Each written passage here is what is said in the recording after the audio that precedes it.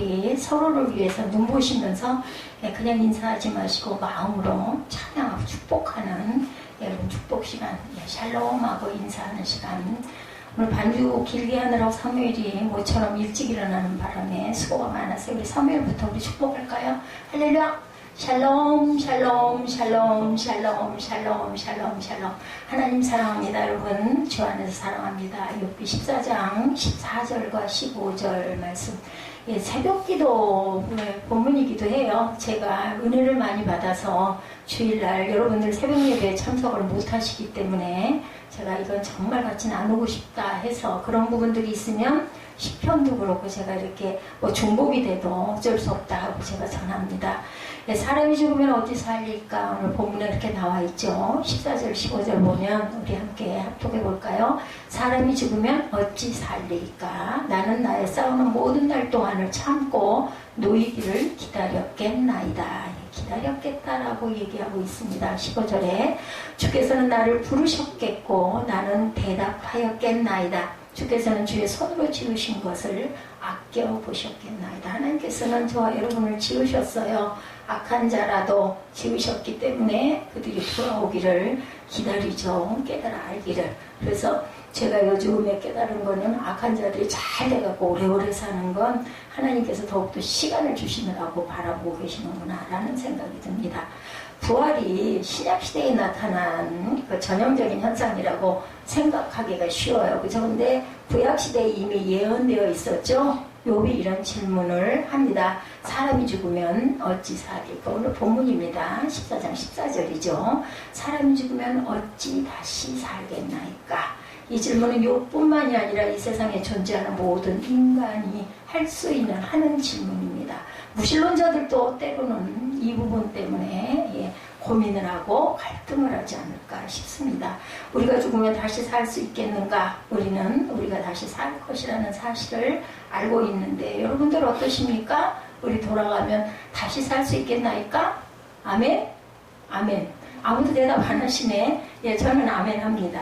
죽으면 다시 살기를 소망합니다. 우리가 다시 살 것이라는 사실 알기 때문에 이 자리에서 예배를 드리는 거라고 저는 생각합니다. 왜냐하면 예수님이 죽은 자 가운데서 다시 살아나셨고 그 예수님을 믿는 사람은 죽어도 다시 살 것이라고 분명하게 성경에 말씀하고 있기 때문입니다. 그래서 우리는 성경을 믿고 가기 때문에 진리의 말씀이기 때문에 다시 살 것을 믿습니다.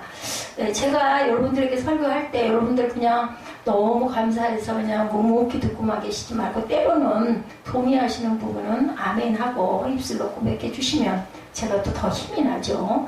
여기 14장 1절에서 12절은 인간의 연약함과 짧은 인생의 덧없음을 탄식하고 있어요. 14장에서 1절에서 12절까지. 1절에 보니까 여인에게서 태어난 사람은 생애가 짧고 걱정이 가득하며 그는 꽃과 같이 자라나서 시들며 그림자 같이 지나가며 머물지 아니하거늘 이와 같은 자를 주께서 눈여겨보시나이까? 나를 조합으로 이끌어서 재판하시나이까? 누가 깨끗한 것을 더러운 것 가운데서 낼 수 있으리까? 하나도 없나이다. 그의 날을 정하셨고 그의 달수도 주께 있으므로 그의 규례를 정하여 넘어가지 못하게 하셨사온즉 그에게서 눈을 돌이켜 그가 품꿈같이 그의 날을 마칠 때까지 그를 홀로 있게 하옵소서. 나무는 희망이 있나니 찍힐지라도 다시 우음이 나서 연한 가지가 끊이지 아니하며 그 뿌리가 땅에서 늙고 줄기가 흙에서 죽을지라도 물기운에 우음이 돋고 가지가 뻗어 새로 심은 것과 같거니와 장정이라도 죽으면 소멸되나니 인생이 숨을 거두면 그가 어디 있느냐? 물이 바다에서 줄어들고 강물이 잦아서 마름같이 사람이 누우면 다시 일어나지 못하고 하늘이 없어지기까지 눈을 뜨지 못하며 잠을 깨지 못하느니라. 이렇게 말하고 있죠. 주는 나를 수월에 감추시며 주의 진노를 돌이키실 때까지 나를 숨기시고 나를 위하여 규례를 정하시고 나를 기억하옵소서. 그리고 나서 이제 장정이라도 죽으면 어찌 살겠습니까? 라고 얘기합니다.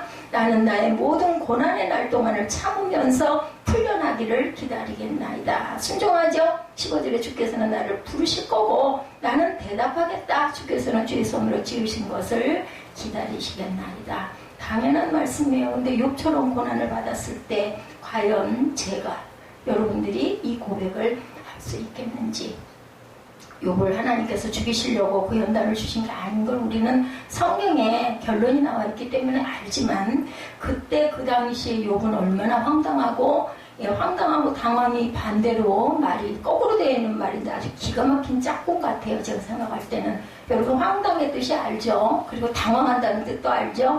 얼마나 당황하고 황당하다는 생각을 했을까? 그는 10명의 자식을 잃고 재산과 건강을 다 잃어버립니다. 그는 말로 표현할 수 없는 엄청난 고난을 당하고 있어요. 그래서 욥기 14장 1, 2절에 욥은 그런 고백을 했던 거예요. 여인에게서 난 사람은 사는 날이 적고 괴로움이 가득하며 그 발생함이 꽃과 같아서 쇠하여지고 그림자같이 신속하여 머물지 아니한다. 마치 꼭 그저 전도서 비슷한 느낌이죠. 정말 허무하다. 여러분들 어렵지가 않아요. 욥기가 어려울 것 같지만 읽어보니까 다 이해가 되시죠? 제가 저는 읽다 보니 그냥 술술 12절까지 읽었습니다.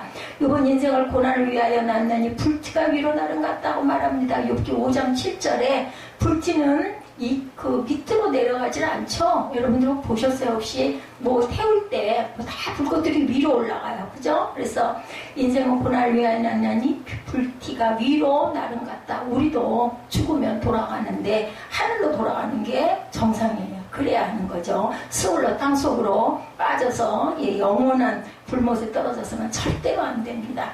그런데 욥은 이런 와중에도 다음과 같은 고백을 합니다. 7절이죠.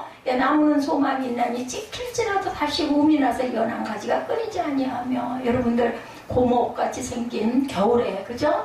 이파리가 하나도 없고 완전 죽은 나무 같은 나무도 봄이 되면은 어때요? 연두색으로 이렇게 바래요. 끝을 가만히 들여다보면. 그러다 거기서 잎이 이렇게 나는 걸 우리가 봅니다. 겨울에서 봄으로 넘어갈 때 참 신기하다는 생각이 들더라고요. 버들가지 같은데 끝부분 보면은요, 연두색이다가 푸르스름해지면서 거기서 싹이 돋죠? 살아있는 나무는 그래요. 뿌리가 살아있으면. 겨울이 되면 잎사귀가 떨어지고 가지를 다 잘라낸 나무는 봄이 되면 다시 봄이 나고 이렇게 꽃이 핍니다.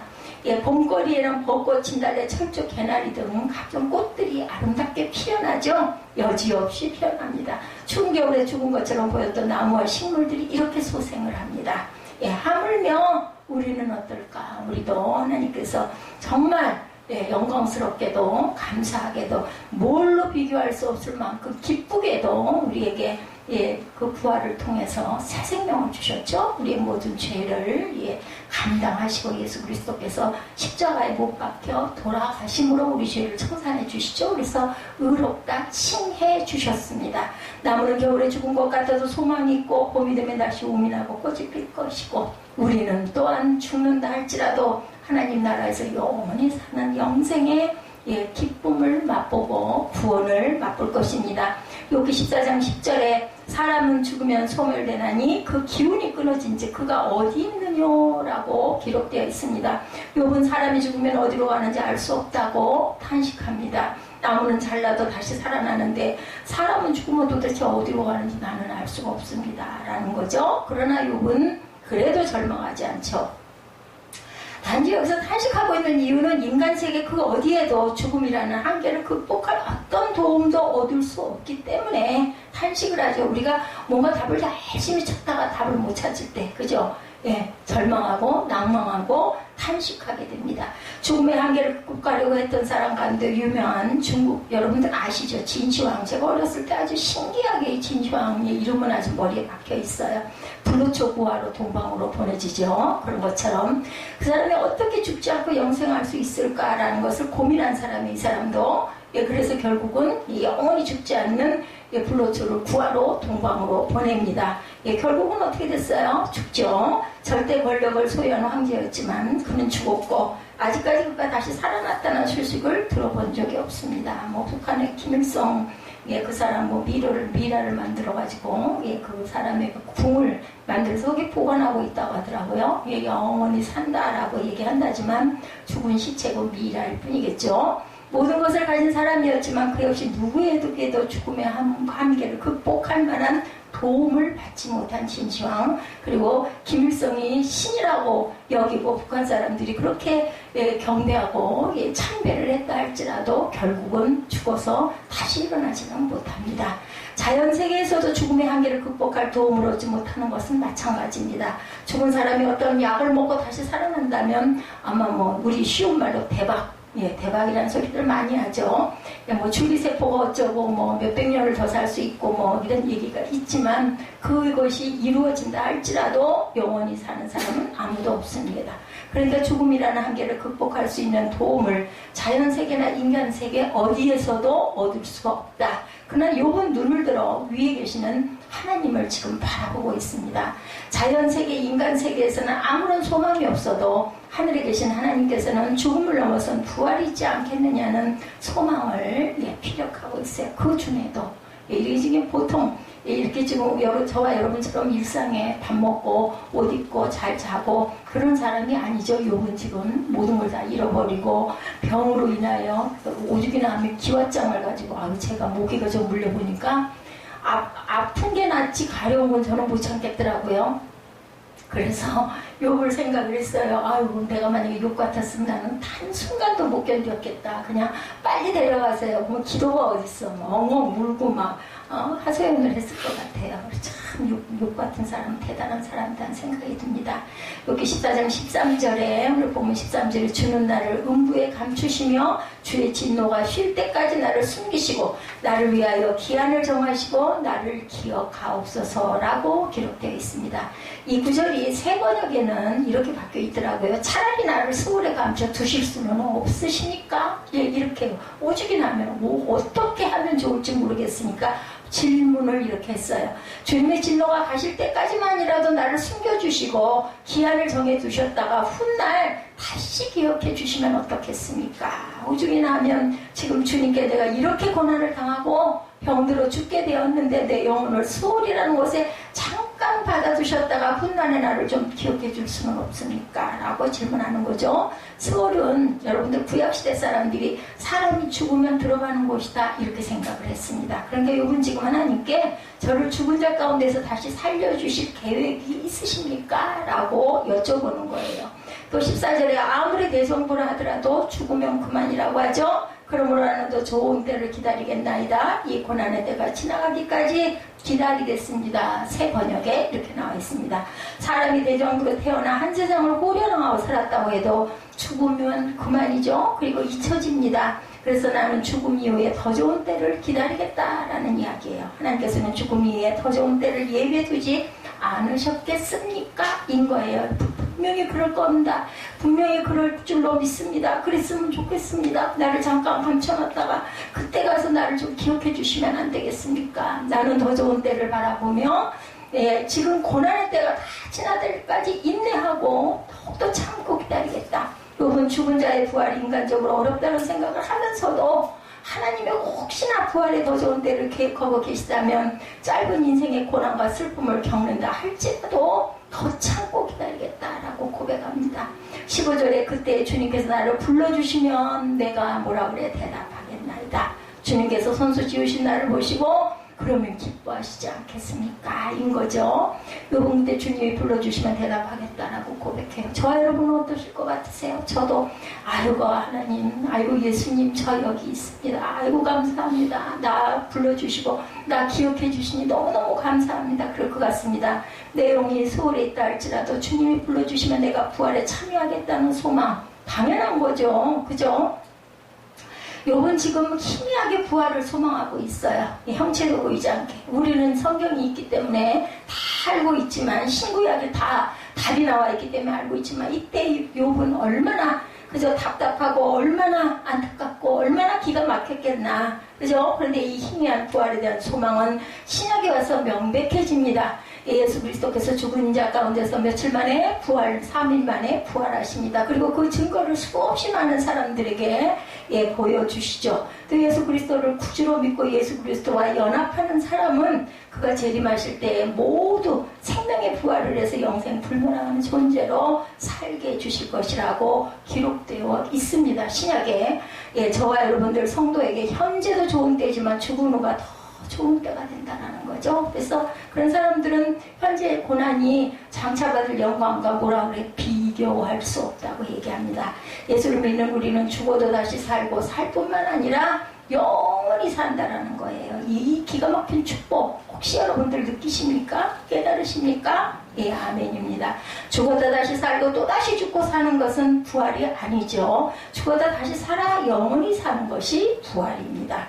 우리는 영생 불멸할 것이고 그렇기 때문에 현세 삶이 조금 힘들고 어려워도 견딜 수 있고 참을 수 있고 억울해도 하나님께서는 나를 영원히 살려주실 것이니까 아까 제가 1부 때 말씀드린 것처럼 원수도 사랑할 수 있습니다. 뭐 죄송합니다. 저는 사랑까지는 아니라도 아이고 저들 불쌍히 여겨주시옵소서. 깨닫지 못해서 그리고 듣지 못해서 그러니 불쌍하게 여겨주옵소서 하고 기도해 줘야 된다. 왜냐하면 내가 영생의 생명을 하나님께 얻었기 때문에 너무 감사하니까 우리 뭐 기가 막힌 선물을 정말 생각지도 않은 기가 막힌 선물을 만약에 얻었다면 그 조그만 거 뭐 좀 누가 나한테 좀 잘못했어 아니면 조금 빚을 졌어 어때요? 여러분들 아이고 그까짓 거 상관없어 아이고 다 가져 아이고 용서해줄게 이러지 않겠습니까? 그죠?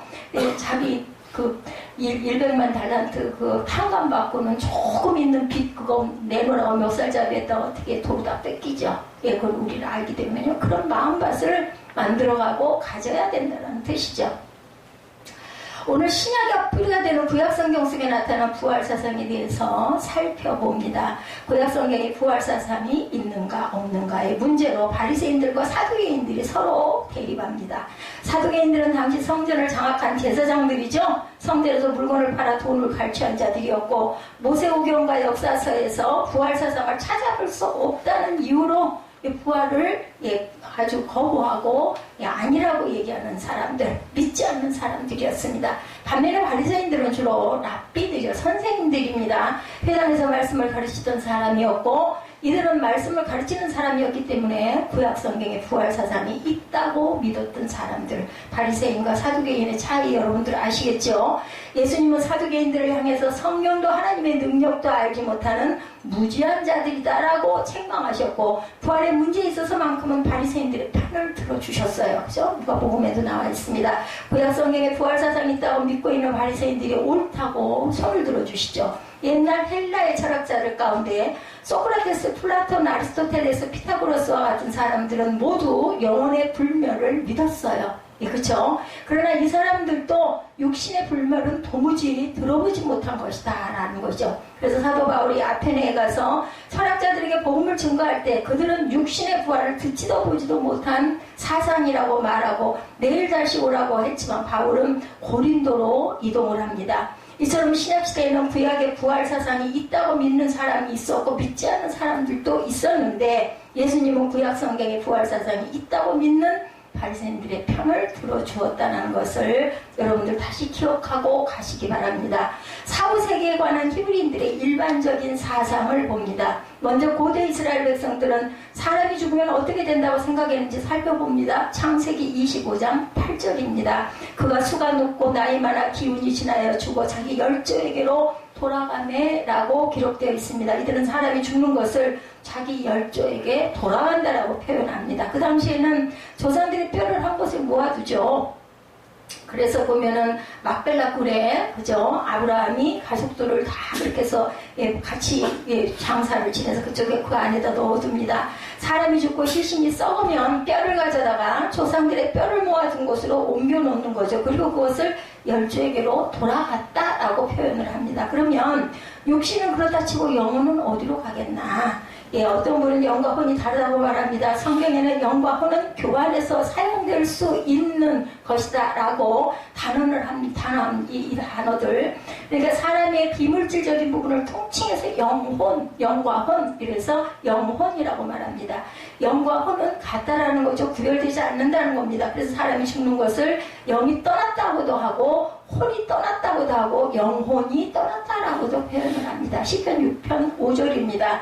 사망 중에서 주를 기억함이 없사오니 음부에서 주께 감사할 자 누구리까? 라고 기록되어 있습니다. 히브리인들은 죽은 사람들의 영혼이 음부라는 곳으로 간다고 생각하죠. 음부는 히브리어로 스오를 말합니다. 근데 이 스오를 번역할 때 금정역 KJV에는 헬, 지옥이라고 했고 새 국제 역 NIV에는 그레이브, 무덤이라고 표현하고 있습니다. 그래서 스올이라는 음역, 이것이 고대 히브리 사람들에게 있어서 이 스올이라는 것은 선한 사람이든 악한 사람이든 죽으면 가는 그 중간 지역 이렇게 생각을 합니다. 신약성경의 음부라고 번역한 것은 하데스이죠. 하데스. 그러니까 구약과 신약의 음부가 각각 개념이 다릅니다. 신약성경에서 음부는 불신자들의 악한 영혼이 들어가는 지옥을 의미한다고 얘기하지만 구약시대의 스올은 악한 사람들만 가는 곳이 아니라 선한 사람이나 악한 사람이나 죽으면 가는 곳이라고 들어가는 곳이라고 생각을 했다는 거죠. 이스라엘 사람들은 음부를 어둡고 그늘진 곳이라고 생각을 했습니다. 아름다움과 만족이 없는 곳이고 하나님에 대한 찬양이 없는 침묵의 장소, 고통과 후반과 절망이 있는 곳이고 더 이상 인간이 삶의 즐거움을 누릴 수 없는 곳이라고 생각을 했어요. 그리고 산 사람의 영혼이 음부에 있는 영혼들과 교통한다는 것은 절대로 금지되어 있죠. 무당들은 자기들이 죽은 사람의 영혼과 교통한다고 말하지 막 불러내죠. 그러면은 목소리를 막 똑같은 목소리를 하면서 그래서 대답을 하고 그런 얘기를 저도 들어봤습니다. 그러나 산 사람의 영혼은 절대로 죽은 사람의 영혼과 교통할 수가 없고 귀신들이 죽은 사람들의 목소리와 성격을 알고 장난을 쳐서 그 비슷하게 그대로 얘기를 하는 거죠. 이스라엘 초대왕 사울은 상황이 다급해지자 죽은 사무엘의 영혼과 교통하려고 엔돌의 신접한 여인을 찾아가는 사건이 나와 있습니다. 사울은 바로 그 사건 때문에 왕위에서 완전히 폐위가 되죠. 죽은 사람이 가 있는 음부의 영혼들과 산 사람의 영혼은 소통할 수가 없는 것이고 간혹 돌아가신 아버지와 어머니가 꿈속에 나오는 그런 경우들은 있어요. 꿈에. 그죠? 그런 것은 우리가 가지고 있는 부모님에 대한 생각일 수도 있고 때로는 귀신의 장난일 수도 있다. 그러니까 그런 것에 지나치게 신경을 써서는 안 되죠. 결국 또한 두려워할 필요도 없습니다. 히브리인들은 사후세계가 분명히 존재하지만 희미하다 이렇게 생각을 하죠. 많은 사람은 이 생이 진짜고 죽은 후의 세상 어디 있는지 없는지 잘 모르겠다 이렇게 생각을 하지만 그렇지가 않습니다. 인간의 삶은 어머니 뱃속에서 10달을 보내는 것이 일생이고 그 이 세상에서 호흡하는 동안을 이생이라고 말합니다. 그래서 이 세상의 삶은 나그네 길이라고 얘기하죠. 우리는 모두 다 순례자. 아까 우리 찬양했죠. 우리가 순례자로 세상을 살다가 순례자는 고향이 따로 있기 때문에 그냥 타향에서 잠깐 사는 사람은 순례자라고 그러죠. 잠깐 왔다가 가는 것이지 이 땅에 영원히 사는 사람은 아무도 없어요. 그죠? 그러니까 삶의 참 실체는 사후세계라고 볼 수 있다. 사후세계를 복되게 보낼 것이냐 아니면 영원한 저주를 받을 것이냐 관건이에요. 그리고 여러분들의 선택입니다. 이 자리에 앉아 계신 분들은 다 영원히 갈 곳이 분명히 있다라고 믿기 때문에 주일날 예배를 드린다고 저는 생각을 합니다. 입이 붙어 있으면 안 돼요. 입을 떼세요. 그리고 제가 이쁘든 밉든 간에 이거는 아멘으로 고백을 하셔야 됩니다. 그것을 하나님이 보고 계시죠. 히브리인의 사상 가운데 분명한 한 가지 사후세계가 분명히 있다는 것. 그런데 사람이 영원히 사후세계에서 어떻게 되느냐 하는 것은 시간의 흐름과 함께 하나님의 점진적으로 계시를 해주고 계시는데 이 원리를 계시의 점진성이라고 말합니다. 한꺼번에 다 보여주는 것이 아니라 점진적으로 보여주시다가 신약성경에 와서 완전히 열어서 보여주시죠. 고린도전서에 그러죠. 거울을 보는 듯 희미하다가 선명하게 보여진다. 구약성경은 4가지로 나뉩니다. 첫 5권을 모세오경이라고 하죠. 율법서라고도 합니다. 그리고 여호수아부터 에스더까지를 역사서라고 얘기하고 욥기부터 아하서까지를 시가서, 나머지 책은 예언서, 이렇게 66권이 나뉘어 있습니다. 그래서 구약성경은 크게 모세오경, 역사서, 시가서, 예언서로 분류가 되고 순서대로 그 속에 담긴 부활사상이 있는데 한번 살펴봅니다. 짧게. 모세오경에 나타난 부활사상.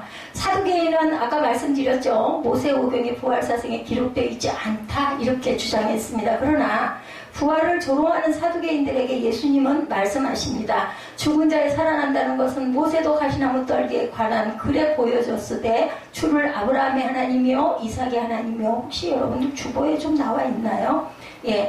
이삭의 하나님이요 산자의 하나님이시라. 하나님께서는 모든 사람이 살았느니라 하시니 누가복음 20장 38절에 증거합니다. 모세의 나이 80세가 되었을 때 하나님이 떨기나무 가운데서 이적을 보이시며 모세를 부르셨죠. 여러분들 그 사건 아시죠? 그리고 그에게 나는 아브라함의 하나님, 이삭의 하나님, 야곱의 하나님이다 라고 말씀하셨어요. 이 말씀은 아브라함과 이삭 그리고 야곱이 죽은 자가 아니라 산 자라는 의미를 갖고 있습니다. 그들이 지금도 살아있다라고 말씀하신 것이죠. 그들은 살아서 하나님을 경배하고 있고 영광스러운 육신의 부활을 기다리고 있다고도 말씀하십니다. 여기 예수님이 인용하신 구절이 바로 출애굽기 3장 6절 말씀입니다. 아브라함의 하나님, 이삭의 하나님, 야곱의 하나님이라는 이름은 의인들이 죽어도 그 영혼은 살아있는 존재로 인정하실 뿐만 아니라 그 영혼이 실제로 살아서 육신의 부활을 기다리고 있는 것으로 보여주시는 거죠. 민수기 17장에 아론의 쌍난 지팡이에 대한 기록 여러분들 아시죠? 민수기 17장 8절입니다. 이튿날 모세가 증거의 장막에 들어가 본즉 레위 집을 위하여 낸 아론의 지팡이에 우음이 돋고 순이 나고 꽃이 피어서 살구 열매가 열렸더라. 이렇게 증거되어 있습니다. 모세가 이스라엘의 지도자가 되고 아론이 대제사장이 되어서 이스라엘을 인도하고 있었을 때 레위 지파의 고라, 다단, 아비람과 같은 자들이 모세에게 반역을 합니다.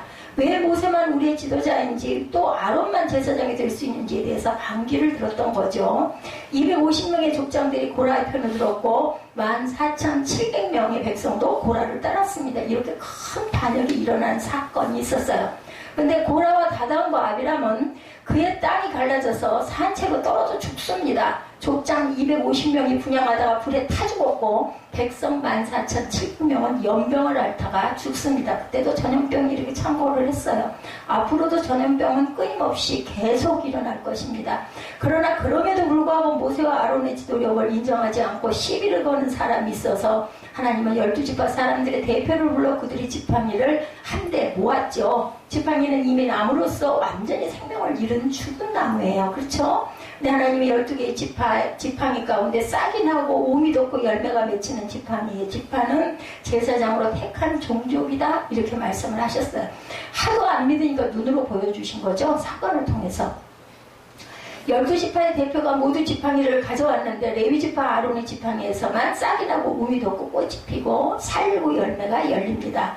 아론의 죽은 지팡이에서 열매가 맺히게 된 거죠. 이런 기상천외한 기적은 무엇을 말씀하시는 것일까? 하나님은 죽은 자를 살리는 능력이 있다는 것을 당연히 생명을 주신 분이 하나님이시니까 거두시는 분도 하나님이시고 욥의 고백처럼 다시 또 돌려주시는 분도 당연히 하나님이시죠. 하나님은 죽은 나무 지팡이에도 싹이 나게 하시고 열매를 맺게 하시는 능력이 있죠. 이것이 바로 부활의 능력. 예수님도 십자가에 못 박아 돌아가시고 다시 사흘 만에 살려주셨어요. 그 부활을 통해서 그 생명을 우리가 믿는 자에게 다 주셨죠. 모세 오경에도 2번이나 부활을 암시하는 말씀이 기록되어 있는 것을 봅니다. 역사서에 나타난 부활 사상을 잠깐 봅니다. 역사서에는 부활 사상을 찾아보기가 쉽지 않습니다. 그러나 죽은 자를 살리는 2가지 기적을 살펴볼 수가 있는데 열왕기상 17장에 기록된 사르밧 과부의 아들 살려낸 선지자 엘리야 사건 아시죠? 이스라엘 땅에 가뭄이 들었을 때 엘리야 선지자는 시돈 땅 사르밧으로 가서 과부에게 음식을 공개받아서 연명을 합니다. 근데 그 과부의 아들이 병들어 죽자 엘리야는 죽은 아이의 몸 위로 올라가서 자기 몸을 3번 펴고 아이의 혼을 몸으로 돌아오게 간구하는 기도를 통해서 아이의 생명을 살리죠. 그리고 열왕기 4장에 엘리사 선지자 수행 여인의 공개 사건이 있죠. 엘리사가 지나갈 때마다 이는 하나님의 사람이라고 해서 자기 집에 방도 만들어 놓고 책상도 만들어 놓고 유하게 한 사건이 있었어요. 그죠? 근데 이 수냄 여인의 아들이 죽습니다. 그러자 엘리사가 야훼께 기도하고 그 아이 위에 올라가 자기의 입을 아이의 입에 대고 자기 눈을 아이 눈에 대고 자기 손을 아이 손에 대자 아들이 7번 재채기를 하더니 살아납니다. 열왕기하 4장 34절 5절이죠. 아이 위에 올라가 엎드려 자기 입을 그의 입에 자기 눈을 그의 눈에 자기 손을 그의 손에 대고 그의 몸에 엎드리니 아이의 살이 차차 따뜻하더라. 엘리사가 내려서 집안에서 한 번 이리저리 다니고 다시 아이 위에 올라 엎드리니 아이가 7번 재채기하고 눈을 뜨는지라. 살아난 사건입니다. 그러니까 엘리야와 엘리사 선지자는 죽은 사람을 살려내는 기적을 보여주었죠. 물론 이 2가지 사건은 부활의 성격과 같지는 않습니다. 다시 살아나게 되었지만 소아들을 끝내 수명이 다해 다시 죽을 것이기 때문이죠. 이것은 단순한 생명 회복이지 부활은 아닙니다. 부활은 죽었다 다시 살아 영원히 죽지 않는 영생불멸을 말합니다. 그러니까 역사서에는 부활에 관한 이야기가 없지 않느냐 이렇게 말할 수 있지만 하나님이 죽은 자의 생명을 회복시킬 능력을 가지고 계시다면 다시 죽지 않게 하실 수 있는 능력 또한 가지고 계시다. 저는 믿습니다.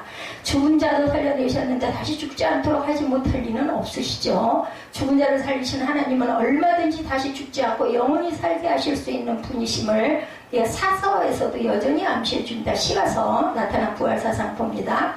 욥기 14장 14절 오늘 말씀이죠. 사람이 죽으면 어찌 다시 살리까 나는 나의 싸우는 모든 날 동안을 참고 노이기를 기다렸겠나이다. 욥은 희미한 부활의 소망으로 간구합니다. 그러나 욥기 19장 25절에서 27절에 내가 알기에는 나의 구속자가 살아계시니 후일에 그가 땅 위에 서실 것이라. 나의 이 가죽 이것이 썩은 후에 내가 육체 밖에서 하나님을 보리라. 내가 친히 그를 보리니 내 눈으로 그를 보기를 외인처럼 하지 않을 것이고 내 마음이 조급하구나. 이게 욥기 19장에 가면 이렇게 말씀해요. 예수 그리스도가 그때 나오죠. 욥은 14장의 고백 이후에 19장에 구속자 예수 그리스도를 자기 눈으로 볼 것임을 확신합니다.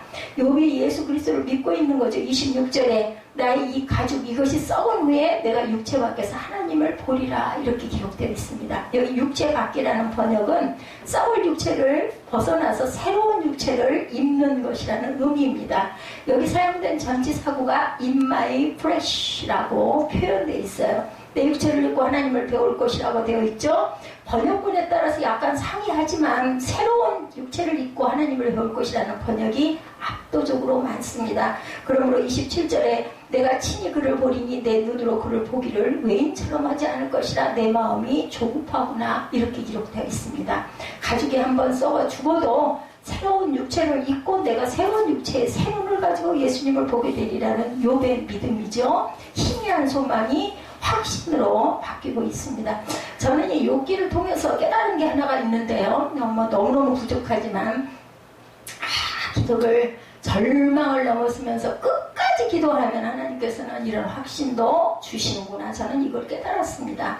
시편 16편 10절에서 11절에 보면 이는 내 영혼을 음부에 버리지 아니하시며 주의 거룩한 자로 썩지 않게 하실 것임이니이다. 주께서 생명의 길로 내게 보이시리니 주의 앞에는 여러분 잘 하신 말씀이죠. 기쁨이 충만하고 주의 우편에는 영원한 즐거움이 있나이다 하죠. 사도 베드로는 사도행전 2장에서 여기 주의 거룩한 자로 썩지 않겠다는 구절을 예수 그리스도의 부활을 예언한 것이다 이렇게 해석하고 있죠.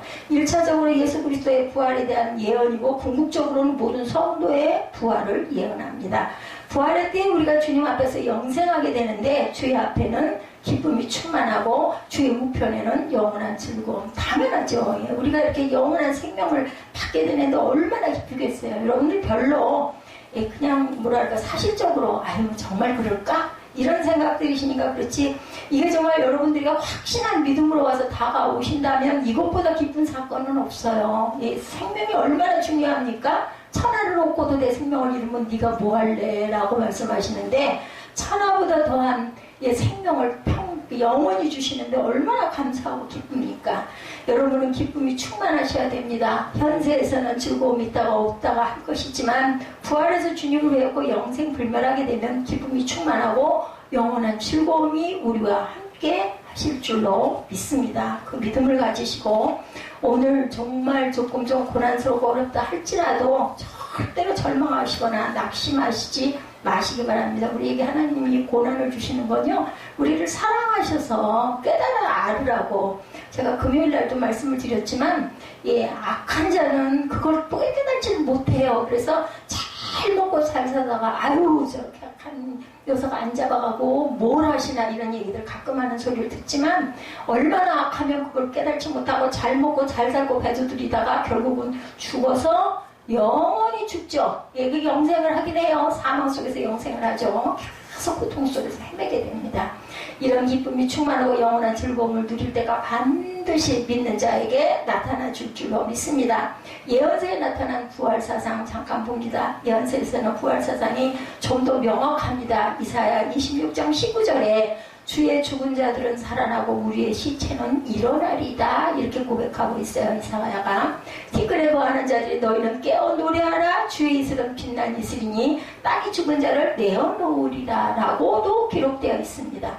주님이 재림하실 때 주의 음성을 들으면 땅이 죽은 자를 내어주고 부활하게 된다는 거죠. 죽은 자들이 살아나고 시체들은 일어날 것이다. 계시록에 있는 내용이 그대로 실려 있습니다. 근데 죽은 자들이 다 살아나는데 어떤 사람은 영광스럽게, 어떤 사람은 치욕스럽게 살아난다. 혹시 저 같은 사람이 치욕스럽게 살아나지는 않을까 모르겠어요. 다니엘 10장 2절에 땅의 티끌 가운데서 자는 자 중에 많이 깨어 영생을 얻는 자도 있겠고 수욕을 받아서 무궁히 부끄러움을 입을 자도 있을 것이며 라고 기록되어 있습니다. 부활해서 영원한 즐거움과 복을 누리는 사람도 있고 영원한 치욕을 당하는 사람도 있다라는 거죠. 근데 이래야 공평하지 않을까 싶습니다. 하나님께 온전하게 충성하고 정말 순종하고 믿음에 믿음을 더하는 자는 영광스럽게 일어나야 당연한 거고, 저처럼 그냥 턱걸이를 해가지고 이럴까 저럴까 망설이다가 그냥 한 것도 없이 부끄럽게 하나님 나라에 만약에 가게 된다면 당연히 치욕스럽게 일어날 수밖에 없는 게 공평하지 않을까. 그러니까 부활은 우리 성도만 하는 것이 아니고 모든 사람이 부활을 해요. 그죠? 그러니까 부활할 때 생명의 부활을 하는 사람 영생을 얻고 주님과 함께 영원한 즐거움을 누리지만 사망의 부활을 하는 사람 부활해서 지옥에 들어가 영영한 고통을 받게 될 것이다. 제가 아까 말씀드렸죠? 부활을 하긴 다 하는데 사망의 부활이냐 영생의 생명의 부활이냐의 차이가 있다.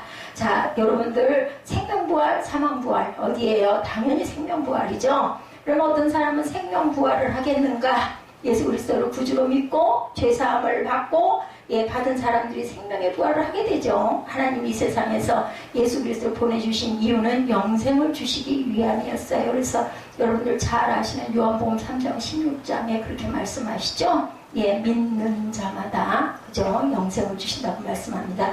예수님이 우리에게 주는 선물은 영생의 부활입니다. 저와 여러분은 어떤 분은 예수 믿으라고 하면 아무리 권면해도 전도해도 믿지 않는다고 대답하죠. 근데 이 자리에서 100억을 준다고 하면 안 가져가실 분은 아무도 아마 없을 거예요.